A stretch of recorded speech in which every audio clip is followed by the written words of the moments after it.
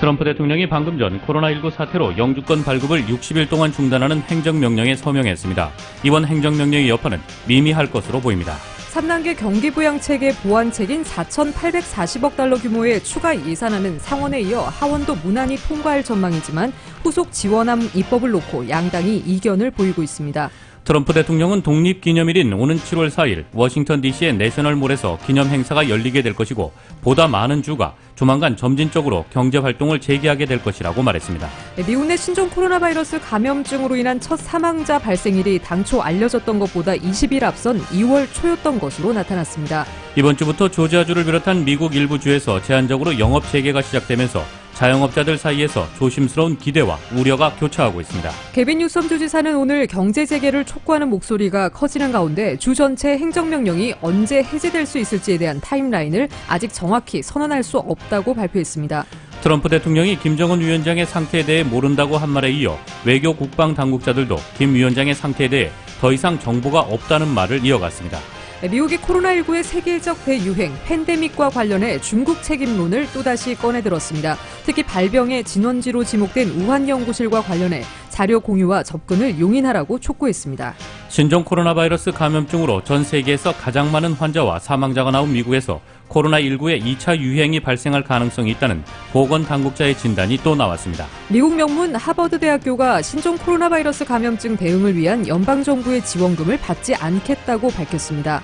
캘리포니아주 차량국 DMV가 코로나19 사태 동안 모든 운전면허증의 만료 기간을 연장하기로 했습니다. 미래통합당이 4.15 총선 참패 수습과 쇄신 방안으로 김종인 비상대책위원회 체제에 합의했습니다. 한국 총선 사전투표 결과를 두고 일부 보수 유튜버들이 제기한 개표 조작 의혹에 미래통합당 낙선자들이 힘을 싣고 있습니다. 뉴욕 증시에서 주요 지수는 국제유가가 반등에 성공한 데 힘입어 상승으로 마감했습니다. LA 지역 내일부터 맑고 덥겠습니다. LA 지역의 내일 낮 최고 기온 89도, 밤 최저 기온 65도입니다. 이상은 이 시간 주요 뉴스입니다. 이 시간 주요 뉴스는 품격은 퍼스트 클래스, 가격은 비즈니스, 아시아나 비즈니스 스위트로 퍼스트의 편안함을 누리십시오. 아시아나 항공 제공입니다. 애청자 여러분 안녕하십니까? 조희정입니다. 안녕하십니까? 이균호입니다. 2020년 4월 22일 수요일 라디오 서울 이브닝 뉴스 1부입니다. 트럼프 대통령이 오늘 신종 코로나 바이러스 감염증 확산 차단 등을 이유로 한 이민 일시 중단 행정명령에 서명했습니다. 트럼프 대통령은 백악관에서 열린 코로나19 태스크포스 브리핑에서 바로 직전에 행정명령에 서명했다는 사실을 공개했다고 로이터 통신이 보도했습니다. 트럼프 대통령은 이는 우리의 경제가 다시 열리는 상황에서 어떤 출신 배경을 가졌든 간에 미국인 실업자가 최우선권을 갖게 되도록 보장하기 위한 것이라고 밝혔다고 이번 행정명령은 60일간 영주권 발급을 중단하는 방식으로 이민을 중단하는 내용을 담고 있다고 밝혔습니다. 이에 앞서 트럼프 대통령은 지난 20일 밤 트윗을 통해 코로나19 확산을 막고 미국의 일자리를 보호하겠다면서 이민 중단 방침을 밝혀 큰 논란과 파장을 불러일으켰습니다. 도널드 트럼프 행정부의 신종 코로나 바이러스 감염증 대응을 위한 예산 지원과 관련해 공화당과 민주당 사이에 미묘한 긴장감이 감돌고 있습니다. 자금 부족을 겪는 중소기업을 지원하기 위해 긴급 편성한 추가 예산 법안은 상원에 이어 하원도 무난히 통과할 전망이지만 후속 지원안 입법을 놓고 양당이 이견을 보여섭니다. 언론들에 따르면 오늘 민주당이 이끄는 하원은 23일인 내일 회의를 열고 3단계 경기부양책에 이 보완책인 4,840억 달러 규모의 추가 예산안을 처리할 예정입니다. 공화당이 주도하는 상원이 어제 승인한 예산안에는 민주당도 찬성 입장을 보여와 하원도 무난한 통과가 예상됩니다. 이 예산안은 지난달 말 의회를 통과한 2조 2천억 달러 규모의 경기부양 법안에서 배정한 중소기업 대출인 급여보호 프로그램 PPP가 조기에 고갈돼 긴급 편성됐습니다. PPP에 3,210억 달러를 배정한 것을 비롯해 중소기업의 자금융자 대출 600억 달러, 병원 지원 750억 달러, 코로나19 검사 250억 달러로 구성됐습니다. 코로나19 위기로 재정적 어려움에 봉착한 스몰 비즈니스와 직원들에게 다양한 정부와 비영리단체 지원 프로그램이 제공되고 있습니다. 안수빈 기자가 관련 정보 정리해봤습니다.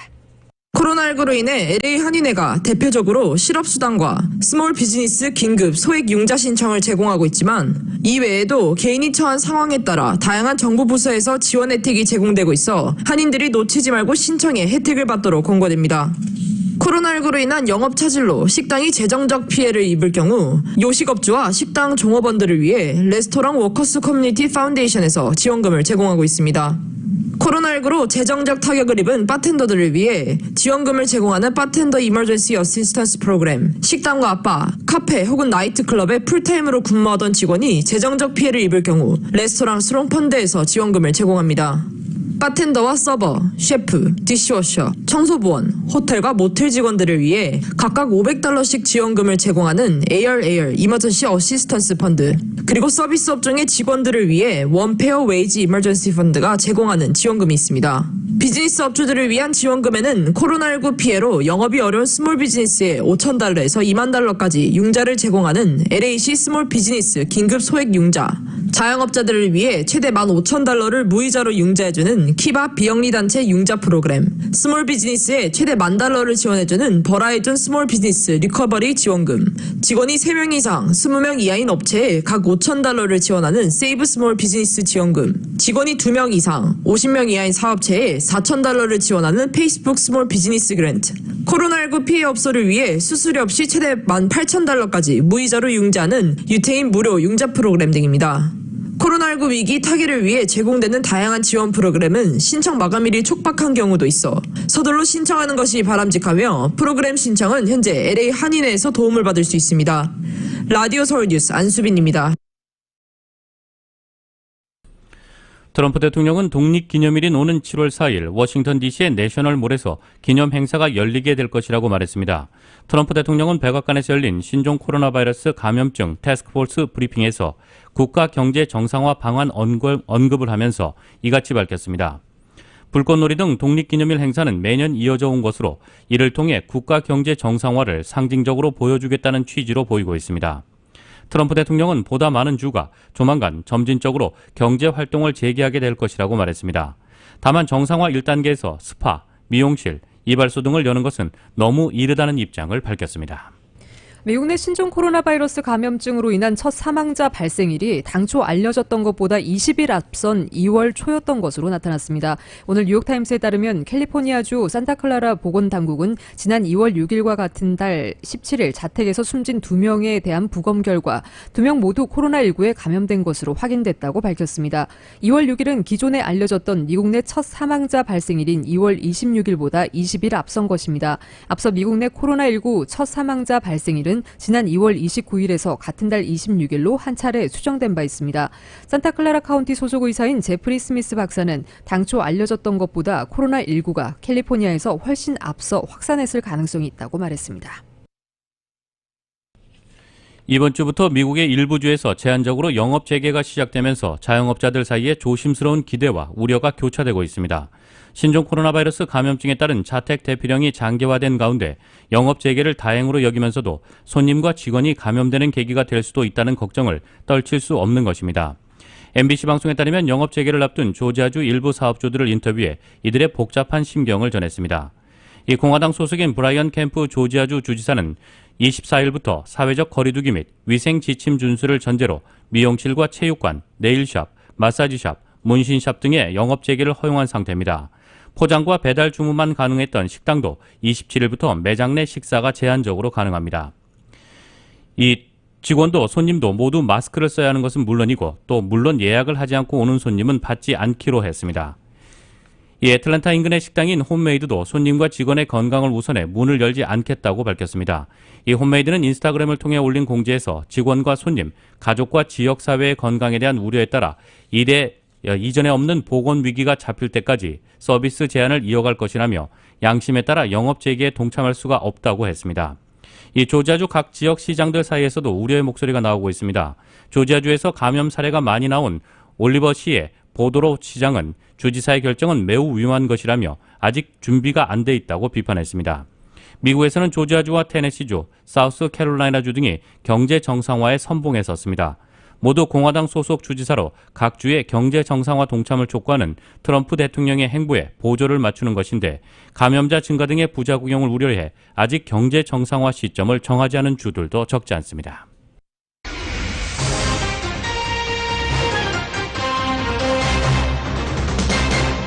이어서 로컬 소식입니다. 존스 홉킨스대 집계에 따르면 현재 미국 내 코로나19 총 확진자 수는 83만 7,947명, 사망자는 4만 6,497명입니다. 캘리포니아 주 내 코로나19 확진자 수는 총 3만 7,287명, 사망자는 1,412명입니다. LA 카운티 내 코로나19 확진자는 1,318명이 추가돼 총 확진자 수는 16,435명입니다. 사망자는 66명이 추가돼 총 729명입니다. 남가주에서도 코로나19로 인한 한인 등 아시아계 주민들이 인종차별 내지는 혐오 범죄의 피해를 입고 있는 것으로 드러나 우려가 커지고 있습니다. 안수빈 기자가 전합니다. 커뮤니티 내 지역사회 전파로 남가주에서 코로나19 확진자가 증가하자 애꿎은 아시안들을 대상으로 한 혐오 범죄가 잇따라 발생하고 있습니다. 코로나19로 발생하는 혐오 범죄 피해자들에게 법률적 서비스 등 도움을 주기 위해 사건 신고 접수를 맡은 아시안 정의진흥협회에 따르면 주로 언어폭력의 형태로 나타나고 있습니다. 센터에 따르면 한 한인 여성은 한인타운 동쪽 메가더팍 인근 마켓에서 장을 보기 위해 줄을 서 있다가 갑자기 중국으로 가라 너희 나라로 돌아가라는 고함을 들었습니다. 또 공원 폐쇄 명령이 내려지기 이전에 가족과 함께 테니스장을 방문한 한 아시안 가정은 청소년 무리로부터 느닷없는 욕설과 함께 코로나 바이러스 감염자라고 내몰렸습니다. 현재 아시안 정의진흥센터에서는 2017년부터 인종차별과 이로 인한 증오범죄들에 대한 신고를 1,500건가량 추적해왔는데 올해 들어 120건이 접수된 것으로 알려졌습니다. 테리박 아시안 정의진흥센터 담당자입니다. 이러한 억울한 일을 당하셨다는 것을 저희가 알 수 있기 위해 저희 웹사이트에 가셔서 스토리를 써주시기도 하시고요. 말씀상 이러한 스토리들은 본인의 허락 없이는 아무데도 공유가 되지 않다. 혐오 범죄를 당했을 경우 우선 경찰에 신고한 뒤 아시아 정의진흥센터 웹사이트로 신고할 것을 권장합니다. 아시안 정의진흥센터 웹사이트 standagainsthatred.org에서는 한국어로도 신고 신청을 받고 있습니다. 라디오 서울 뉴스 안수빈입니다. 캘리포니아주 보건당국은 신종 코로나 바이러스 검사 대상에 대한 제한을 일부 해제했습니다. 당국은 증상 발현자에게 국한됐던 코로나19 검사가 요양원, 교도소 혹은 고위험 환경의 가정에서 살고 있거나 근무하는 무증상자들에게 우선으로 고려돼야 한다고 권고했습니다. 무증상자의 경우 바이러스 감염 사실을 인지하지 못한 채 요양원이나 교도소와 같은 시설에서 바이러스를 퍼뜨릴 수 있어 확진자를 식별해내는 것이 중요하다는 설명입니다. 이 조치는 캘리포니아주 내에 충분한 진단 키트를 공급과 늘어나는 연구소 수용력으로 가능해졌으며 전국에서는 처음으로 검사 대상을 확대합니다. LA 올림픽 라이언스 클럽이 오늘 한인타운 올림픽과 놀만디에 위치한 노인센터를 찾아 3중 필터 일회용 마스크 1,500장을 타운 시니어들의 코로나 바이러스 예방을 위해 기증했습니다. 노인센터에서는 기부받는 마스크는 내일 오전 11시부터 노인센터 정문에서 65세 이상 노인 선착순 300명에게 마스크 5장씩을 무료로 나눠드립니다.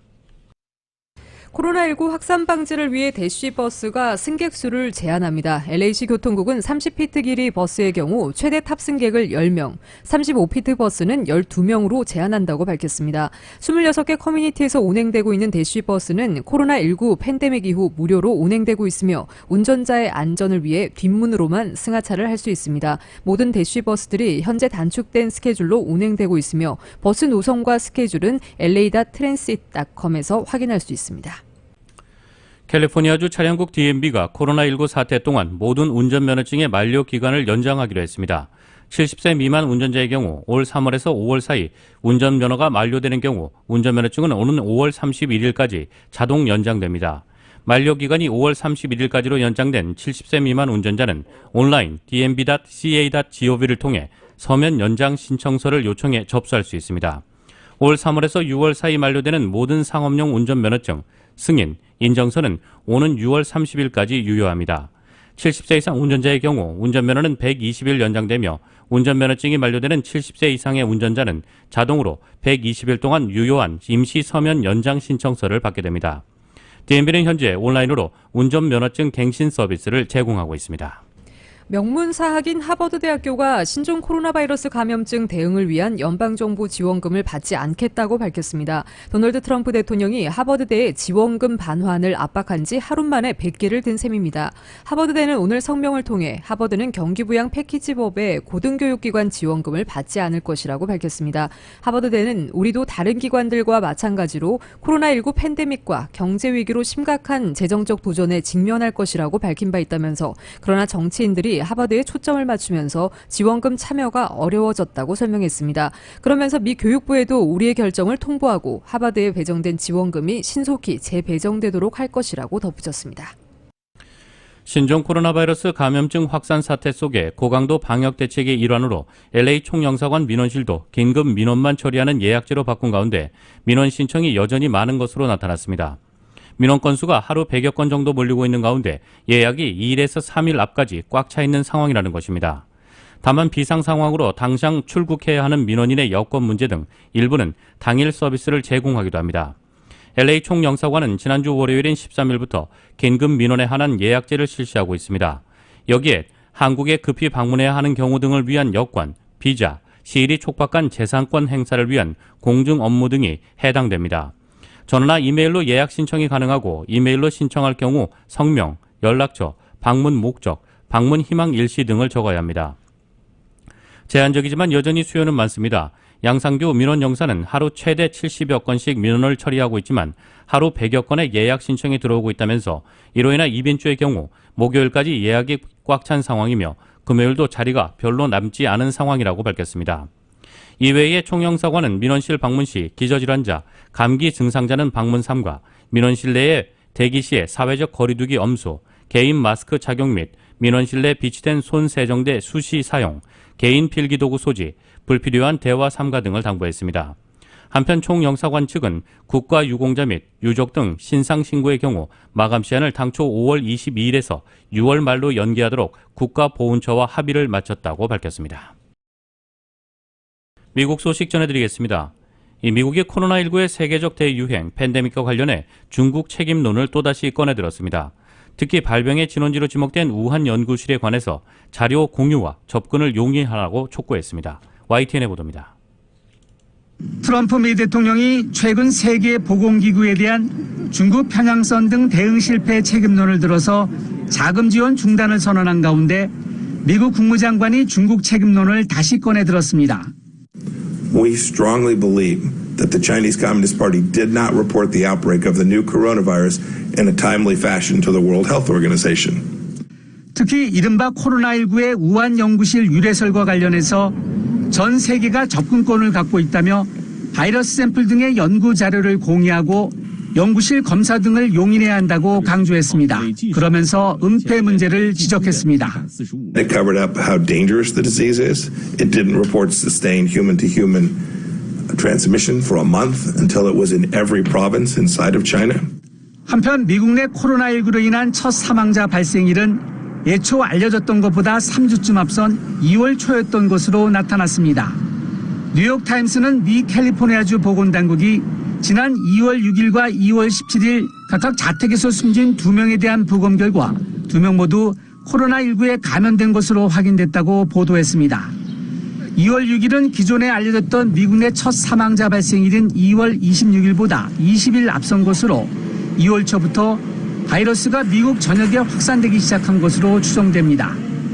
미 보건당국은 올 겨울에 코로나19의 2차 유행이 닥칠 것이라고 경고하면서 백신은 내년 3월쯤 나올 것으로 전망했습니다.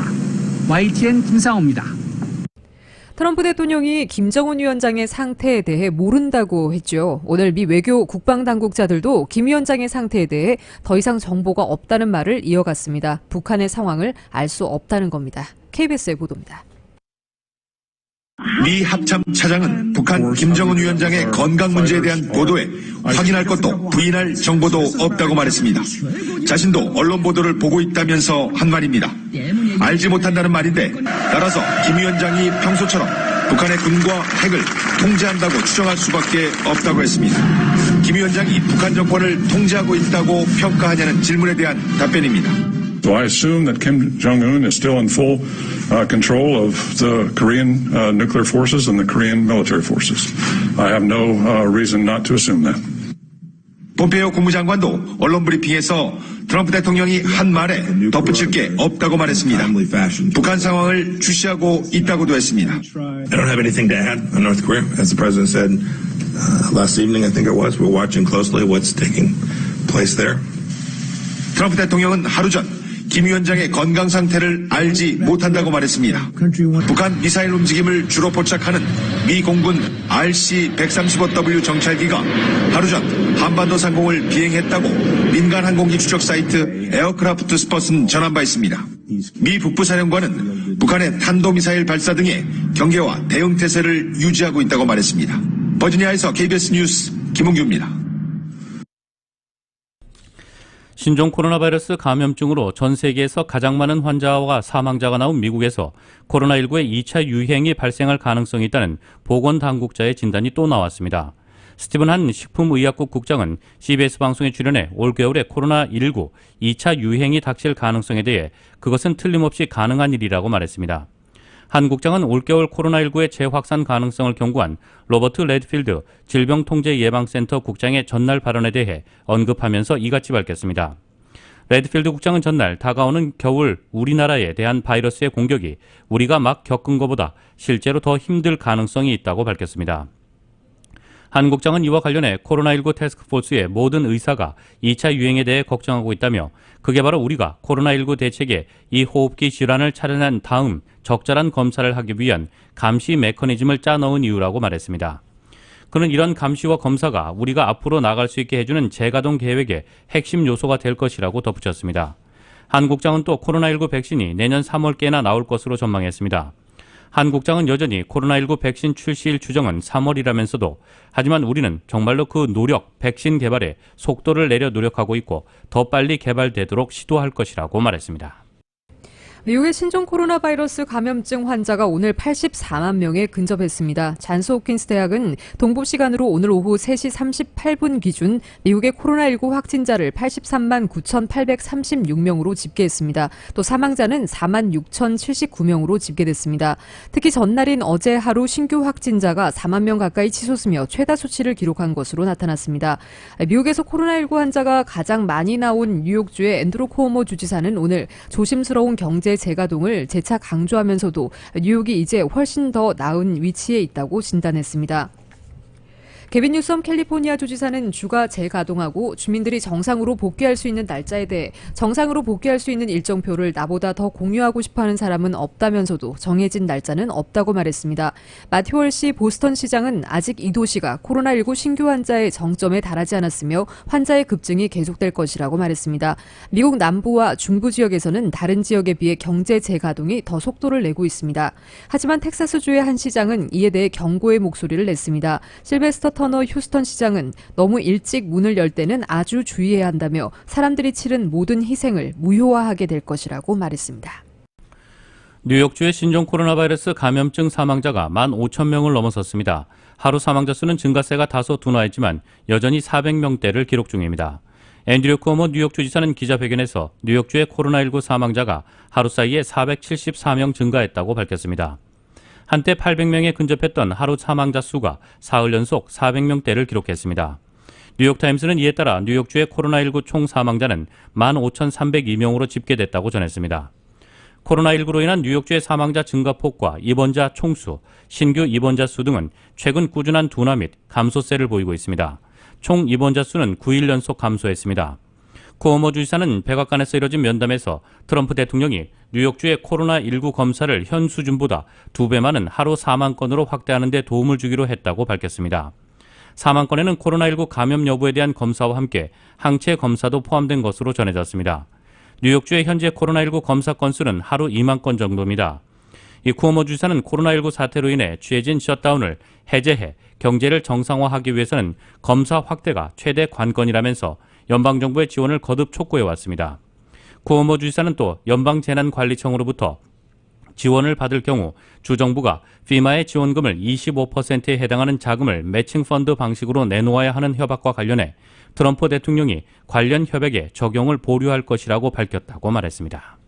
민주당 대선 후보 경선 레이스에서 중도 하차한 마이클 블룸버그 전 뉴욕시장이 뉴욕주와 인근 뉴저지, 코네티컷주의 신종 코로나 바이러스 감염증 대응을 위해 최소 $1,000만 지원하기로 한 것으로 전해졌습니다. 블룸버그 전 시장은 재정적 지원에 그치지 않고 코로나19 검사를 비롯해 감염자와 접촉한 감염 의심자에 대한 추적을 위한 프로그램 개발 등에도 적극 참여할 예정입니다.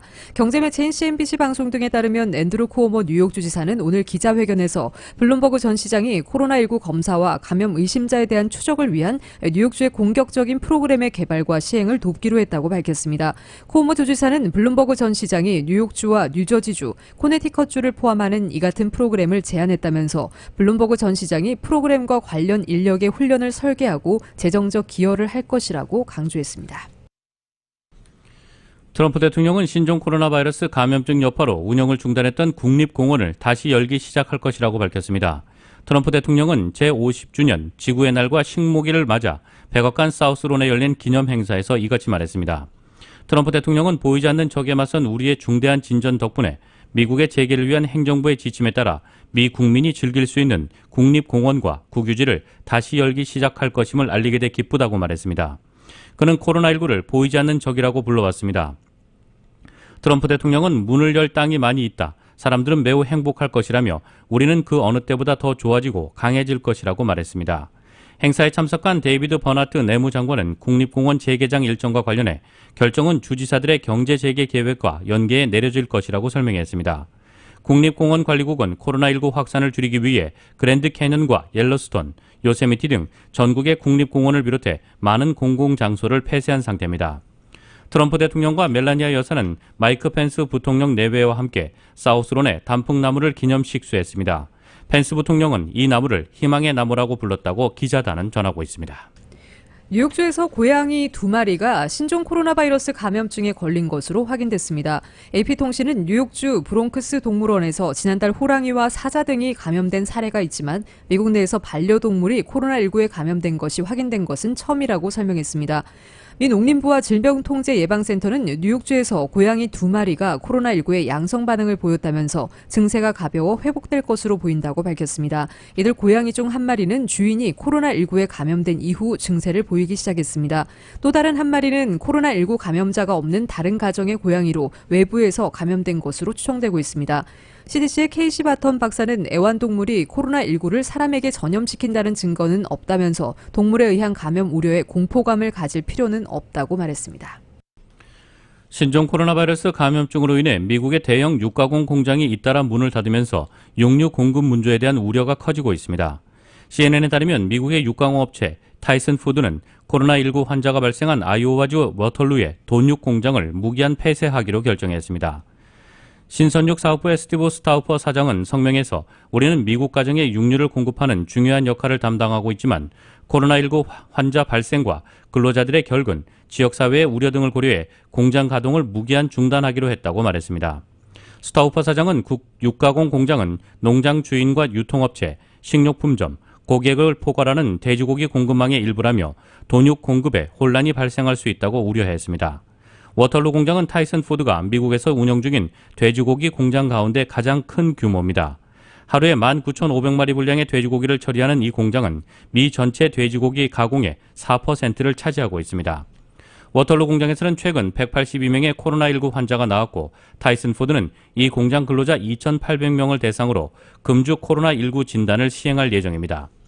워싱턴 포스트에 따르면 타이슨 푸드뿐만 아니라 스미스필드, JBS 등 미국의 대형 육가공 업체들은 코로나19 여파로 최근 잇따라 공장 문을 닫았습니다. 스미스필드는 지난주 사우스다코타의 돈육 공장 가동을 무기한 중단했습니다.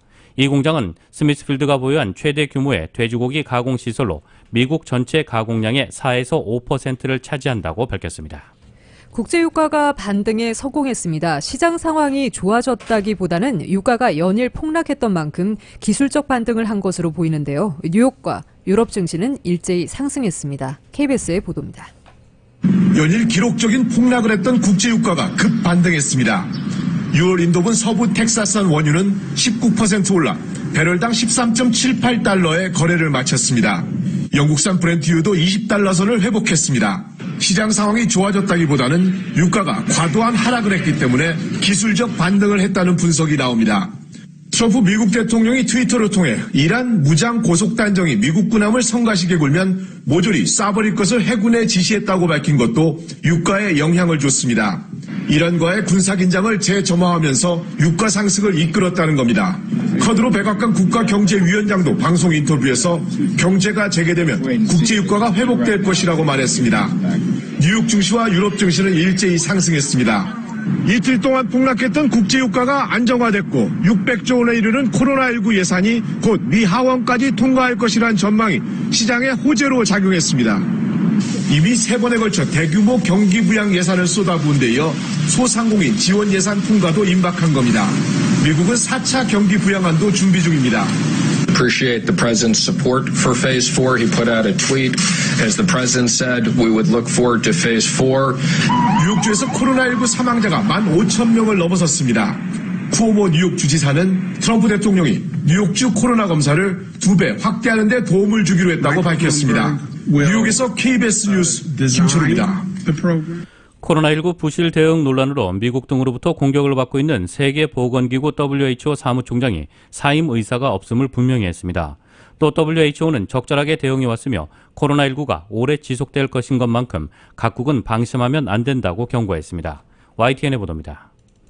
코로나19 세계적 대유행 선언이 늦는 등 부실 대응 논란으로 미국 등으로부터 공격을 받고 있는 WHO가 반박에 나섰습니다.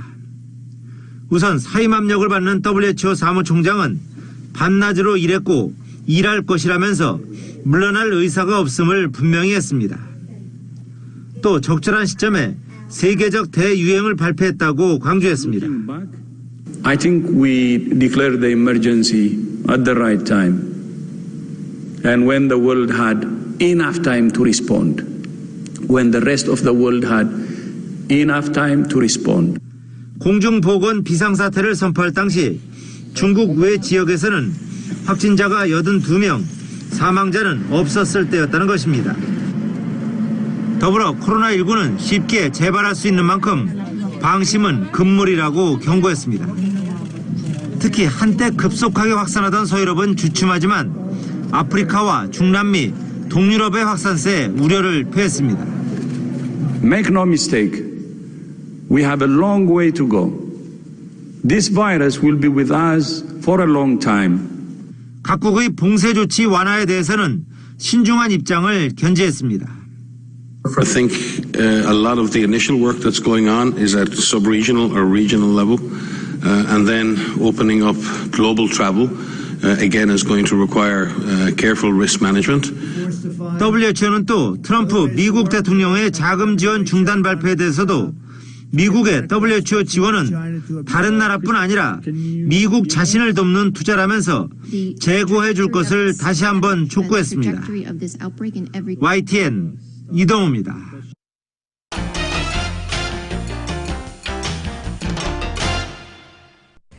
지금 들어온 소식입니다. 가주 당국자들은 가주 내 코로나 바이러스 확산 곡선이 초기보다 완만해졌음에도 불구하고 늘어나는 추가 확진자 수와 사망자 수를 경계하고 2차 유행이 올 수 있음에 우려를 표했습니다. 캘리포니아는 지난 21일에 12,000여 건을 추가했습니다. 이번 주 추가 확진자 사례들의 상당수가 실험실들의 시험 결과 보고가 지연됨에 따라 발생한 결과물입니다. 뉴섬 주지사는 2차 유행이 올 수 있기에 코로나19 이전과 같은 상황으로 전면 재개는 빠른 시일 내에는 일어나지 못할 것으로 전망했습니다. 케빈 뉴섬 주지사는 오늘 주 전역의 비상행정명령이 언제 해제될 수 있을지에 대한 타임라인을 아직 지정할 수 없다고 발표했습니다. 경제활동 재개를 촉구하는 목소리가 높아지고 있지만 아직은 이르다는 얘기입니다. 그러나 코로나19 테스트 수용력이 늘어나고 있는 것은 긍정적인 신호라며 경제활동 재개에 한 발 가까워지고 있다고 전했습니다. 테스트 수용력을 늘리는 것은 뉴섬 주지사가 이전에 발표한 경제 재개를 위한 6가지 핵심 목표 중 하나입니다. 다른 주들과 같이 캘리포니아주 실업자 수가 점차 증가함에 따라 비즈니스 영업 재개를 원하는 주민들이 시위를 벌인 바 있습니다. 한편 뉴섬 주지사는 코로나19 비상사태 초기 병원 수용력 부족으로 인해 잠정 보류했던 수술들을 재개할 수 있도록 이에 대한 행정명령을 완화한다고 밝혔습니다. 한국 소식 전해드리겠습니다. 미래통합당이 4.15 총선 참패 수습과 쇄신 방안으로 김종인 비상대책위원회 체제에 합의했습니다. 이제 김종인 전 총괄선대위원장의 수락 문제가 남았지만 비대위 체제를 세운들 넘어야 할 산들이 많은 것으로 보이고 있습니다. YTN의 보도입니다. 총선 참패 후 폭풍을 겪는 미래통합당은 결국 김종인 전 총괄선대위원장에 다시 한번 구원 등판을 요청했습니다. 현역 의원과 당선인까지 140명 가운데 과반이 김종인 비상대책위원회 체제에 한 표를 던진 겁니다. 요청 이후에 최종적으로 한 번 더 최종적으로 의견 수렴을 했었습니다. 그 결과 김종인 비대위가 다수로 나왔습니다. 이제 공은 김 전 위원장에게 넘어왔는데 분명한 조건을 제시했습니다. 비대위 체제를 얼마나 끌고 갈 것인지를 포함한 당 재건을 위한 모든 권한을 달라는 겁니다. 특히 8월 전당대회를 예정대로 치르려거든 자신에게 연락도 하지 말라고 일축했습니다. 전제를 우선 앞으로 8월 달에 하겠다, 7월 달에 하겠다는 그런 전제가 붙으면은 나한테 와서 얘기할 필요도 없어. 당내 반대파를 설득하는 것도 난제입니다. 정진석 의원은 낙선한 당대표 권한대행이 비대위 체제로 전환을 결정할 수 있느냐며 당선자 대회부터 빨리 열라고 촉구했습니다. 이번 총선에 불출마한 김영우 의원은 조선시대도 아니고 전권을 갖는 비대위원장이라는 발상 자체가 비민주적이라며 창피한 노릇이라고 비판했습니다. 이 모든 난관을 넘어간다고 해도 지역구 84석이라는 초라한 성적표에 책임이 있는 김 전 위원장에게 당의 재건을 맡기는 것이 맞는가에 대한 원론적 질문이 남습니다. 패장의 꼬리표를 단 채 당을 진두지휘할 수 있겠냐는 겁니다. 통합당의 변화가 모자랐다는 걸 인정합니다. 자세도 갖추지 못한 정당을 지지해달라고 요청한 것 매우 송구스럽게 생각합니다. 김종인 비대위가 들어서게 되면 한나라당부터 통합당까지 10년 사이 무려 8번째 비대위로 기록됩니다.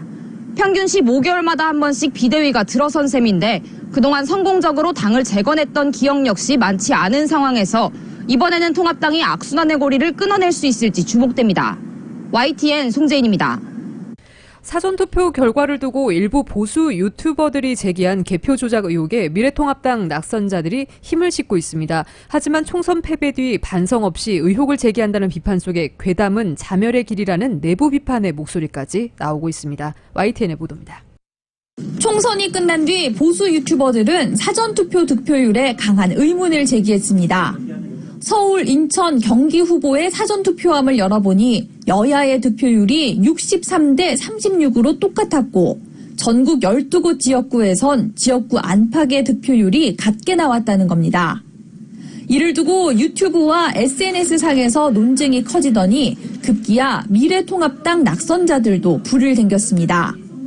인천 연수을에서 낙선한 민경욱 의원은 총선 뒤 첫 의원총회 공식 석상에서 문제를 제기한 데 이어 시민단체와 함께 개표 조작 의혹을 제기하며 재검표를 요구했습니다. 법률적인 혹시 조력이 필요하면 법률적인 조력을 제공하는 것으로 중앙당에서도 그런 의지를 확인했습니다. 세월호 막말 논란 끝에 낙선한 차명진 후보도 같은 시험을 치른 두 학생의 정답과 오답이 숫자 하나 다르지 않다면 이상한 것 아니냐며 조작 의혹에 힘을 실었습니다. 하지만 이 같은 움직임에 대한 당 안팎의 시선은 곱지 않습니다. 당장 민주당은 민주주의의 근간을 훼손하는 행위라며 비판에 나섰습니다. 두 당을 제외한 다른 정당이 얻은 득표율을 제외하고 계산한 것인데 실제 사전투표 득표율에 비춰볼 때 명백한 허위 정보로 확인됩니다. 통합당 내에서도 자칫 총선 불복으로 비칠 수도 있다는 우려가 제기되며 중단을 촉구하는 목소리가 나오고 있습니다. 이준석 최고위원은 보수 유튜버를 향해 공개 토론회를 포함한 전면전을 선포했습니다. 장제원 의원은 더욱 싸늘해질 민심을 걱정하며 의혹 제기를 멈춰달라고 촉구했고 하태경 의원도 적극 대처하지 않으면 당이 2번 죽게 된다며 현혹돼선 안 된다고 강조했습니다. 조작 의심을 받고 있는 중앙선거관리위원회는 제기된 의혹을 조목조목 반박하며 허위사실 유포자를 고발하겠다고 경고했습니다. YTN 한현입니다. 조국 전 법무부 장관의 딸 조민 씨가 실험에 참여하기 전 이미 공주된 논문 초록에 제3저자로 이름을 올렸다는 증언이 나왔습니다.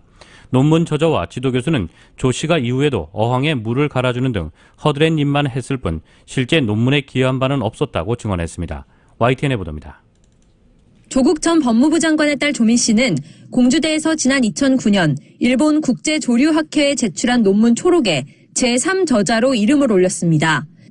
이보다 앞선 2007년 7월부터는 인턴 활동을 하며 실험에 참여하고 학회 준비를 했다는 내용의 체험활동 확인서 4장도 받아 입시에 활용했습니다. 하지만 검찰은 실제 조민 씨가 논문에 관여하지 않았고 모친인 정경심 교수가 대학 동창 김모 교수로부터 허위 공문서를 발급받은 것으로 보고 있습니다. 정 교수 재판에서 이 같은 검찰 입장을 뒷받침하는 논문 저자의 법정 증언이 나왔습니다. 제1저자인 최모 씨는 당시 고등학생이던 조민 씨가 실험에 참가하기 전부터 논문 초록에 제3저자로 이름을 올렸다고 증언했습니다. 조 씨를 만난 적도 없는 상태에서 지도교수인 김 교수가 조류학회 참석을 위해 초록에 조 씨 이름을 먼저 올리자고 했다는 겁니다.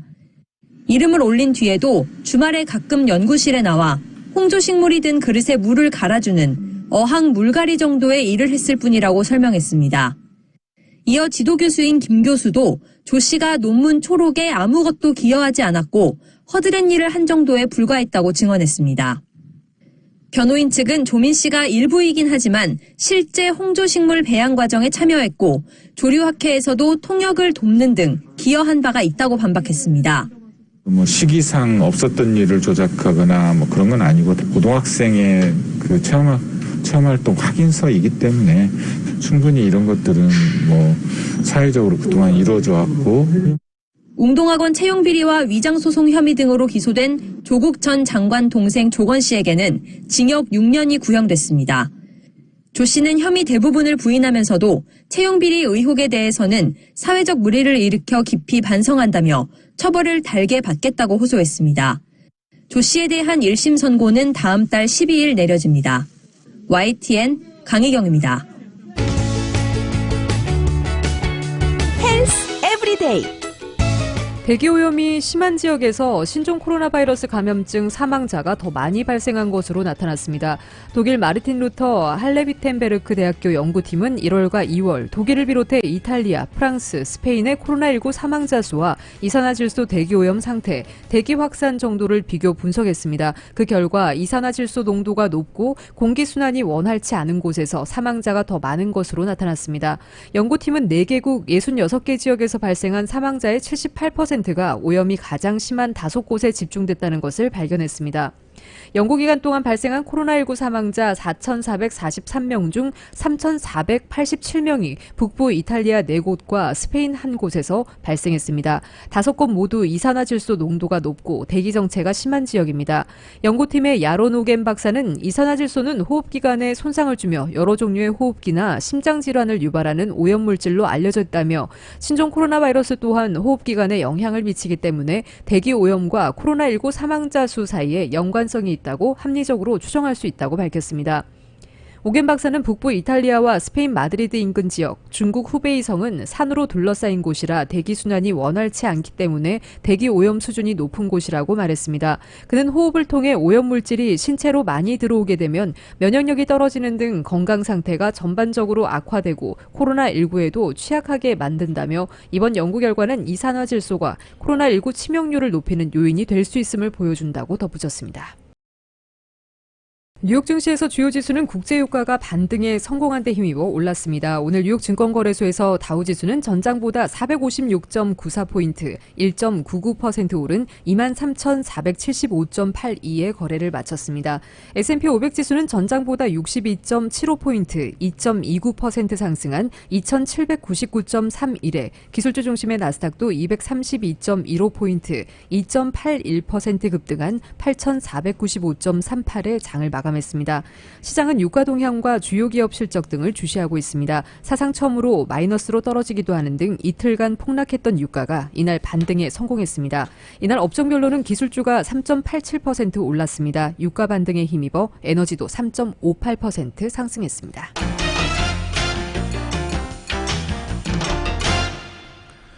연이틀 기록적인 폭락세를 거듭했던 국제 유가가 급반등했습니다. 뉴욕 상업거래소에서 6월 인도분 서부 텍사스산 원유는 배럴당 19.1% 상승한 13.78달러의 거래를 마쳤습니다. 상승폭을 30% 이상 키우면서 배럴당 16달러 선을 넘어서기도 했습니다. 런던 ICA 선물 거래소의 6월물 브렌트유는 현재 6.47% 오른 20.58달러에 거래되고 있습니다. 이틀 연속으로 과도하게 떨어진 탓에 기술적 반등이 이루어진 것으로 보이고 있습니다. 신종 코로나 바이러스 감염증 사태로 글로벌 원유 수요가 급감하면서 본격화한 국제 유가의 하락세는 이번 주 들어 한층 극심해졌습니다. 6월물 서부 텍사스산 원유는 지난 20일 4.09달러, 21일에는 8.86달러 각각 폭락하면서 이틀 새 20달러 선에서 11달러 선으로 주저앉았고 6월물 브렌트유도 20달러 선이 무너졌습니다. 특히 5월물 서부 텍사스산 원유는 계약 만기를 하루 앞둔 20일 사상 처음으로 마이너스 유가를 기록하기도 했습니다. 일각에선 트럼프 대통령의 트윗이 유가 반등을 자극했다는 분석도 나오고 있습니다. 트럼프 대통령은 트위터를 통해 바다에서 이란 무장 고속 단정이 우리의 배를 성가시게 굴면서 모조리 쏴버려 파괴하라고 지시했다고 밝혔습니다. 지난 15일 걸프 해역 북부에서 벌어진 미 군함과 이란 혁명수비대 해군의 고속 단정이 조우한 사건과 관련해 이란에 경고한 것으로 보이고 있습니다. 트럼프 대통령의 이런 경고가 중동의 긴장을 높이면서 유가에 영향을 미쳤다는 것입니다. 국제 금값은 비교적 큰 폭으로 오르면서 1,700달러대를 회복했습니다. 뉴욕 상품거래소에서 6월 인도분 금은 온스당 3.0% 오른 1,738.30달러의 거래를 마쳤습니다. 트럼프 행정부가 추가적인 경기 부양책에 나서면서 금값을 올렸다고 CNBC 방송은 해석했습니다. 4,840억 달러 규모의 추가적인 예산안은 전날 연방 상원을 통과하면서 하원 처리를 앞두고 있습니다. 스티븐 무누신 미 재무장관이 오늘 신종 코로나 바이러스 감염증 여파 대응과 관련해 대부분의 미국 경제 활동이 늦여름에는 재개되기를 기대한다고 말했습니다. 무누신 장관은 오늘 폭스 비즈니스 네트워크와 인터뷰에서 우리는 경제의 일부를 다시 열 것이라는 환경 아래 움직이고 있다며 여름 후반부에 접어들 때까지 미국 경제 전체는 아니더라도 대부분이 문을 열기를 고대하고 있다고 말했습니다. 무누신 장관은 중소기업 등을 지원하기 위한 추가 예산 법안과 관련해선 6천만 명의 근로자가 중소기업 대출 프로그램의 도움을 받을 것으로 예상한다면서 추가 자금이 충분하기를 희망한다고 말했습니다. 그는 추가 대출 프로그램에 따라 대형 은행들이 신속하게 중소기업에 자금을 제공할 것이라고 말했습니다. 그는 낮은 금리로 인해 추가적인 채무 비용 부담은 낮다고 설명했습니다. 무누신 장관은 또 중소기업 대출 프로그램에 지원금을 신청해 배정받은 대기업 상당수가 제대로 인증을 받았는지 의문이라고 지적했습니다. 세계 최대의 온라인 스트리밍 업체 넷플릭스가 컨텐츠 투자금을 마련하기 위해 10억 달러 규모의 회사채를 발행하기로 했다고 경제전문워치가 보도했습니다. 넷플릭스는 성명을 통해 회사채 발행을 통해 컨텐츠 취득과 생산, 합병 등에 대한 자금을 마련하고자 한다고 밝혔습니다. 회사채는 달러와 유로화로 표시 채권으로 발행되며 이자율과 만기일은 구매자와 협상을 통해 결정할 예정입니다. 시장조사업체 피보털 리서치그룹은 신종 코로나 바이러스 감염증에 따른 경제적 여건 변화가 넷플릭스에 기회를 제공했다며 넷플릭스가 소규모의 테크 기업을 인수하거나 더 많은 컨텐츠를 취득할 것으로 보인다고 전망했습니다.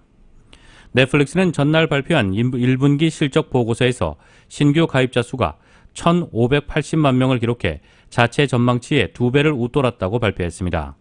또한 12개월치 운영 자금에 해당하는 현금 유동성을 확보하고 있으며 컨텐츠 투자금을 마련하기 위해 회사채를 계속 발행할 예정이라고 밝혔습니다. 지난해 넷플릭스는 콘텐츠 구매 역대 최대 규모인 150억 달러를 지출했습니다. 애플 아이폰을 조립하는 세계 최대 전자기기 위탁 생산업체 폭스콘이 위스콘신주에 조성 중인 평면 스크린 패널 제조단지에서 인공호흡기에 이어 마스크 생산을 시작했다고 밝혔습니다. 폭스콘 테크놀로지 그룹은 위스콘신주 남동부 마운트 플레전트 공장 설비에서 신종 코로나 바이러스 감염증으로 공급난에 처한 고성능 마스크 생산에 착수했습니다. 폭스콘은 2016년 인수한 일본 가전 제조사 샤프 브랜드로 의료 전문가들과 약사, 경찰, 간병인 등을 위한 고성능 마스크 수만 개를 만들어 공급할 계획입니다. 제리리 폭스콘 그룹 부회장은 성명을 통해 폭스콘 설립자 겸 최고 경영자인 궈타이밍 회장의 지시에 따른 것이라고 밝혔습니다. 리 부회장은 폭스콘의 제조 분야 전문성과 글로벌 공급망, 민첩성 등을 인명보호 노력에 활용하고 있다고 설명했습니다.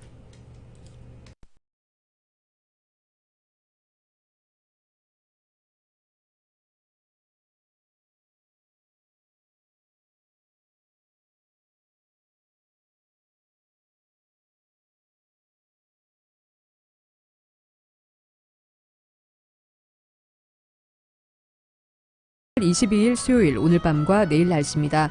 남가주 지역 낮 기온 크게 오르면서 특히 목요일인 내일부터 낮 최고 기온이 90도 중반까지 치솟아 한여름과 같은 더운 날씨를 보이겠습니다. 남가주에는 또 강한 바람도 불겠습니다. 이에 따라 생개브리엘 산간지대에 강풍주의보가 오늘 밤 9시까지 발령됐으며 오늘 저녁부터 내일 오후까지는 한층 강한 강풍주의보가 발령될 것으로 보입니다. 이번에 찾아온 이상고온 현상은 주말인 토요일까지 이어지다가 오는 일요일에는 80도 중반대로 그 기세가 살짝 꺾이겠고 다음 주 중에는 80도 내외의 맑고 포근한 날씨가 이어지겠습니다. 한편 낮과 밤의 일교차가 크겠습니다. 건강관리에 특별히 유의하셔야겠습니다.